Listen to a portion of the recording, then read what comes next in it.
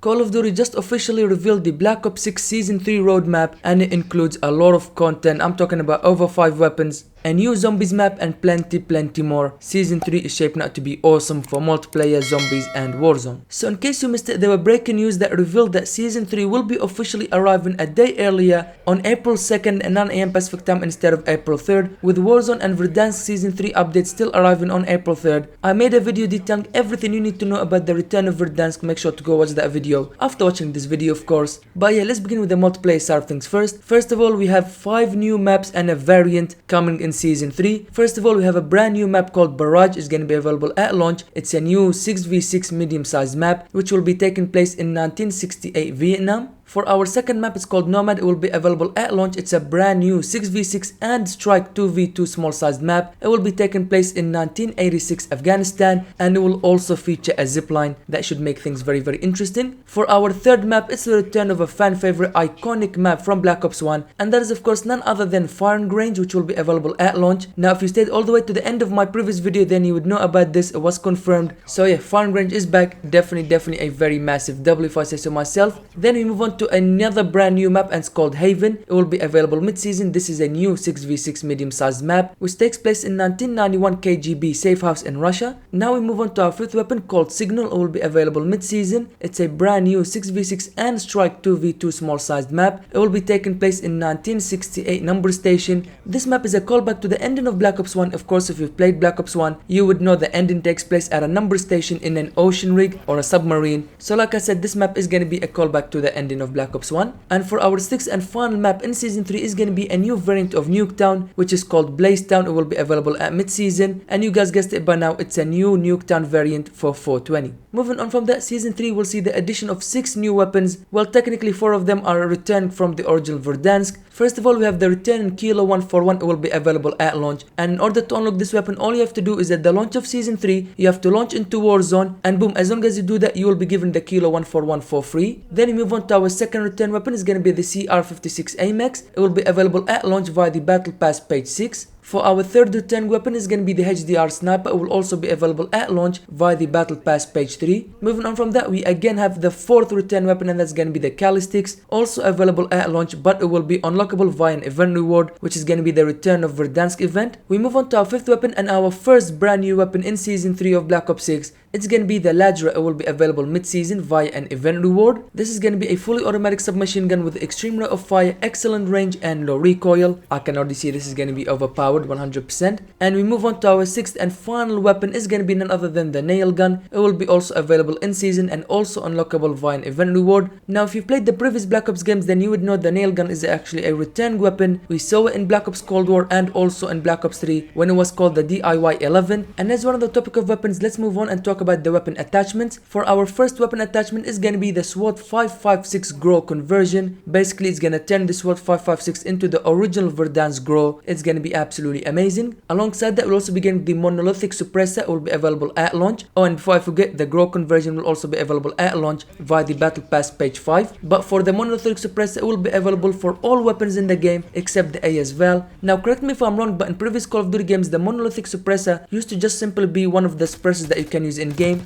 but for whatever reason they're just adding it right now as part of the weapon attachments. That's very interesting. For our third weapon attachment is going to be the C9 10mm Auto Theory round mags. It will be available in season and it will be unlockable via an event reward. And finally, we have a very much needed weapon attachment for the Goblin MK2 assault rifle. As you guys know, it's absolutely terrible, but this weapon attachment turns it not only into a fully automatic rifle but with also explosive rocket ammunition. Yes, you heard that right. You can turn the worst weapon in the game, the Goblin MK2, into a fully automatic weapon that shoots explosive rocket ammunition. That's absolutely crazy. Cannot wait to try that out. Moving on from the weapons, next up you have the operators, and the very first operator that will be returned is an iconic Verdansk operator, and that's none other than Rose. If you guys played the OG Verdansk, you know about Rose and how overpowered she was. She will be making her way into Verdansk again and Black Ops 6. For our second operator is going to be none other than the returned Jason Hudson. And yes, before you guys say, well, he was already killed in the Suffer with Me mission in Black Ops 2, why is he back again? This is another crappy returning of a dead character. Yes, you would be correct. However, Season 3 is kind of a flashback season, which means it takes place before the Suffer with Me mission in Black Black Ops 2, we are going back and seeing what Hudson found out about Pantheon before he was killed. For our third operator in Season 3 is yet another returning operator, and that's none other than Mace from the original Verdansk. Again, another fan favorite operator from the original Verdansk. He'll be making his way into Season 3. And to finish off with the operators, we have a brand new mysterious John Black Ops operator. He'll be available in Season via the event reward for Black Ops 6 owners. Everything about him is redacted. Could this be Alex Mason? Moving on from that, next up we have a very awesome feature arriving in all game modes in Black Ops 6, and that is the base blueprint swap. It will be available at launch. So basically you can mix and match any weapon skins, and that is absolutely awesome. For example, you might have an optic that you really like on a weapon blueprint. You can take the optic and put it on a different weapon blueprint. Same thing with the muzzle, the barrel, the underbarrel and the magazine. That is really awesome. Moving on from that, we have the camo hub. It will be available at the launch window for multiplayer and zombies. Now let's move on and talk about the Season 3 events. First of all, like I mentioned briefly earlier in the video, we have the Return to Verdansk, which will be a Warzone exclusive event. It will begin on April 3rd all the way until April 15th with 20 total free rewards. Then we have the Black Ops Tribute event, which will be in multiplayer, zombies and Warzone. It will begin on April 17th all the way to May 1st. It will include 17 total rewards, including the new score streak, the nail gun special weapon that we just talked about, a new perk and the thermite lethal, with the master reward being the new John Black Ops operator.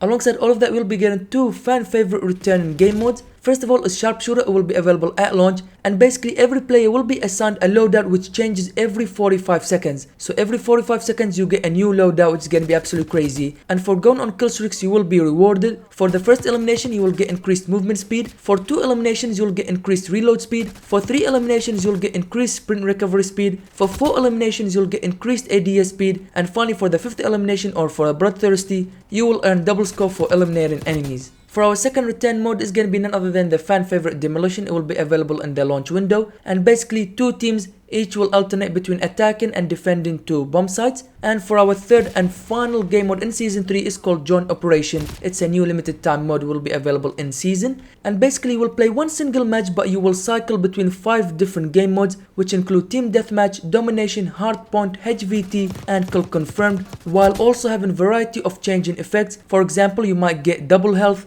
low gravity, visual hallucinations, and finally third person point of view. Moving on from that, we have the new perk, 2 to be exact. First of all, we have Close Shave, which is going to be the Enforcer perk or the red perk. It will be available at launch via the Tribute Black Ops event, and basically it will allow you to use your dedicated melee attack when you perform a weapon butt attack. And for our second and final perk in Season 3 is called Vendetta. It will be available mid-season, also via the Black Ops Tribute event. It's going to be the Recon type or the blue perk, and basically once you get killed, when you respawn, it will mark you killer's last known position for a short duration. And to finish off with the multiplayer side of things, we have the return of the Death Machine score streak. It will also be available in the Black Ops Tribute event, and it will cost you 825 score. And with that being said, that will do it for multiplayer side of things. Now let's move on to zombies. And of course, zombies will begin a brand new map called Shattered Veil. It will be available at launch. Now unfortunately, they have redacted everything about the new zombies map. They haven't given us any information apart from it's going to be in similar size to Citadel this Morts, and that's it. We'll just have to wait a bit longer until we get closer to the official release of Season 3. Moving on from that, the new map will also see the addition of 2 new zombie types. First of all, we have the Elder Disciple and also the Toxic Zombies. And as always with every brand new zombies map, it also means we will be getting new wonder weapons, 2 to be exact. Yes, you heard that right, 2 new wonder weapons will be available in Season 3. First of all, we have the Ray Gun Mark II, and we'll also be getting the Wonder Wife DG2.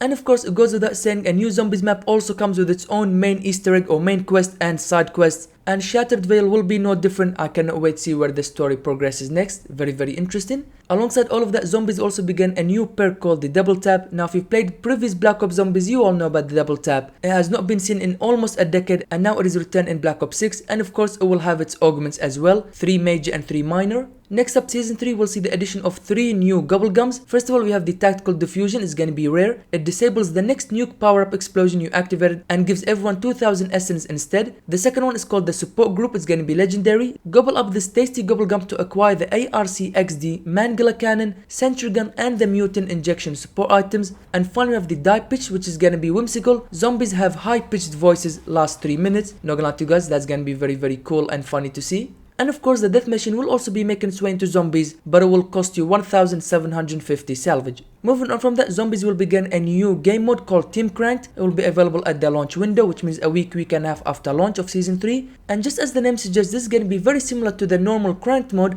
but instead of it being solo Cranked mode, now it's going to be Team Cranked mode, which means whoever gets the kill will start the timer, and if one of you does not get a kill, all of you get eliminated and die. And it is as simple as that. And finally, to finish off with the Zombies and Season 3 blog post, Zombies will begin a new limited time game mode. Now they haven't specified exactly what, they just said new limited time game mode alongside the new Frost Blast fuel upgrade. All of them will be coming in the mid-season update. To be honest with you guys, Season 3 is looking really promising. It is filled with content, whether it's Warzone, multiplayer or zombies. It's shaping out to be an awesome season, but of course we'll just have to wait and see. Verdansk has to be a hit, okay? It has to fix Warzone, otherwise that'll be it. Multiplayer and zombies are getting a ton of content, and that is always amazing. So yeah, like I said, Season 3 is looking really promising. Let's just hope it's absolutely amazing and it hits it out of the park. But with all that being said, make sure to click the video on the screen right now to know everything you need to know about the return of Verdansk. Thank you guys for watching this video.